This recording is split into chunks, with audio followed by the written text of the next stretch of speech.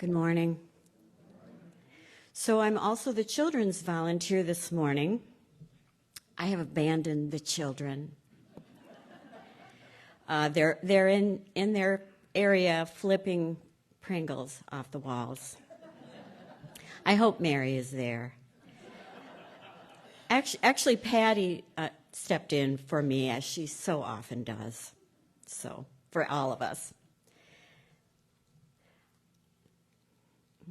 On the Sunday morning earlier in the fall, when Kent announced that he was leaving Michigan to move to Georgia, Richard and I had still not told anyone but immediate family of our own decision to move to Milwaukee next year. There were numerous reasons for our decision, as there were numerous reasons for Kent's. The reasons differ because Richard and I are at such a different phase of our shared lives than Kent and Amanda. But some of the doubts and challenges Kent shared with us echoed my own doubts. So that despite my disappointment to hear that he was leaving us, it seemed like a gift that he was expressing similar reservations about leaving home, including leaving this community, which has come to mean so much to me. Kent's comments about being anxious about the move, I think he used the word scared, resonated with me. I found it comforting to know that our lead teacher was himself wrestling with the not knowing. In his case, he wasn't sure how his professional life would be affected. In my case, it is more about wanting to find the right home for my husband and I as we age. I've lived in Michigan my entire life, and Richard and I have lived in Grand Haven our entire married life. But time and circumstance have recently moved us into different configurations. The decision to move came down to a simple question. Is it time? Is this the time? 5 years ago, we had no plans, not even any thoughts of leaving Grand Haven. Now we spend our days arranging to live elsewhere, in another city, a village just outside of Milwaukee, a place we have come to know well, the town where my daughter and her family live. We are between worlds in a way. We live in in-between land. To quote Madeleine L'Engle, one of my literary heroes, we are all strangers in a strange land, longing for home, but not quite knowing where home is. Richard and I ask each other, what is a home? What are the most important elements of our shared lives? What are the things that would make us feel at home somewhere else? What can we keep? What can we preserve? And what must we leave behind? We don't always agree.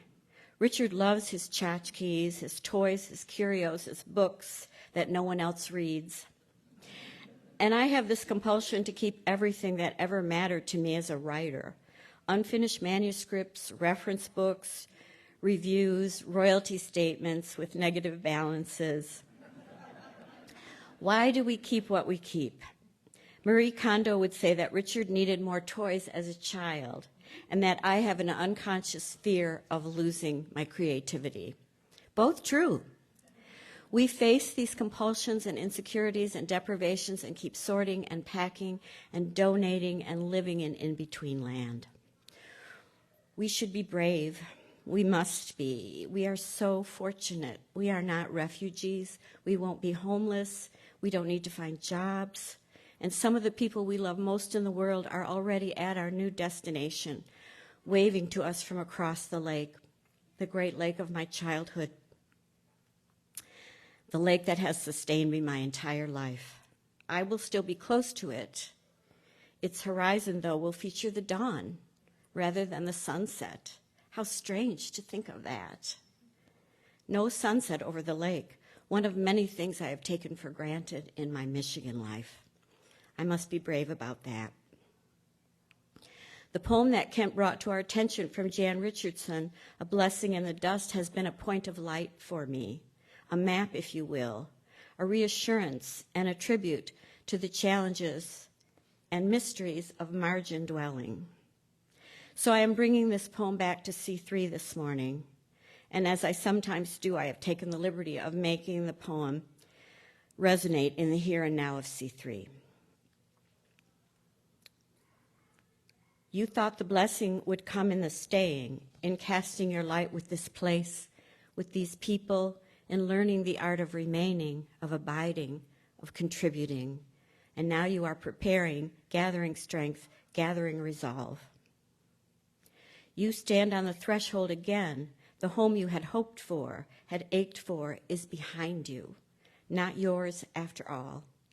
Clarity comes as small comfort, perhaps, but it comes. Illumination enough for the next step. What will I miss most in this new chapter of life? The list is growing. The lilacs at the back of my yard, Lake Michigan in autumn, the towering line of trees at the end of my street, the weeping beech tree in front of my house, which is not yet turned to yellow, the barred owls I occasionally see in Duncan Woods, the goldfinch in the windows at my breakfast table, precious friendships, beloved relatives, the C3 community and all that it has given me and planted in me and resurrected in me.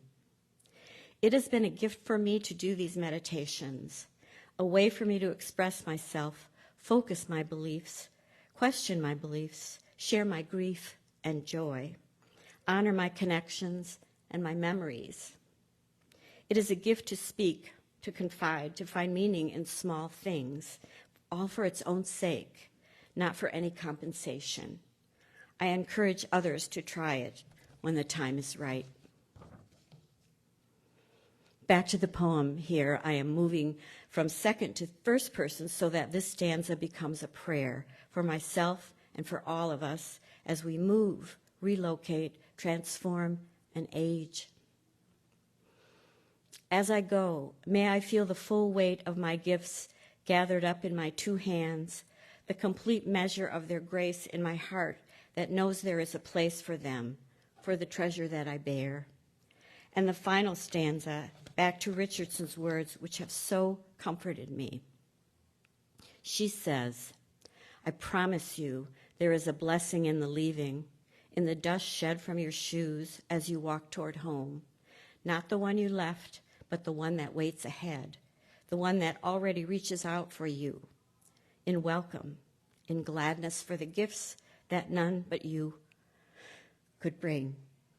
Thank you. Namaste.